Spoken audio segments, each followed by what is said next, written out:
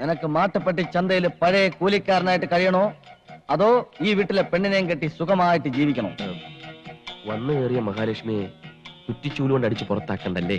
ഒരു ഒത്തുതീർപ്പാകാം, എങ്കിലേ നമ്മൾ രണ്ടും രക്ഷപ്പെടും. ഓക്കെ? ഓഹോ, അത് ശരി. ഇപ്പോഴാണ് എനിക്ക് സംഗതികൾ പിടികിട്ടിയത്. മതിയായില്ലേ? നിങ്ങൾ പരിചയക്കാരാണല്ലേ, ഫ്രണ്ട്സ്? അതിരിക്കട്ടെ, ഈ വെള്ളം പയ്യാത് ഈ വീട്ടിൽ അതിഥിയായിട്ട് താമസിക്കുന്ന ആളാ. അയ്യോ, നിങ്ങളും എങ്ങനെ പരിചയം? വിമാനത്തിൽ വെച്ചുള്ള പരിചയം.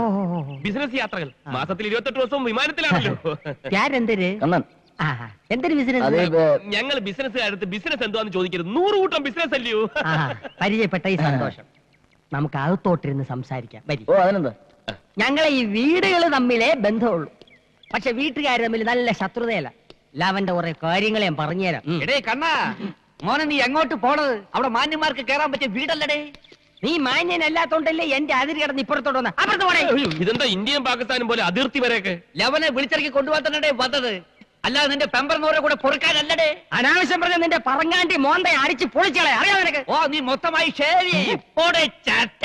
അച്ചി എന്നെ പറ്റി പറഞ്ഞു എന്നെ ചോദിക്കൂലേ?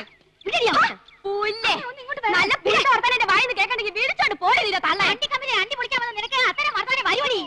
എടി മുറ്റ അടിക്കാൻ വന്ന നീ അടിച്ചടി മഴപ്പെട്ടി മാറ്റാനെ കൊണ്ടല്ലേ പോയത്? വിളിച്ചോണ്ട് പോടേ എന്റെ പമ്പക്കാരെ. നീ ആണെങ്കിൽ നിന്റെ പെമ്പറിനോരെ ആദ്യം കൊണ്ടുപോകണം. ഞാനായതുകൊണ്ട്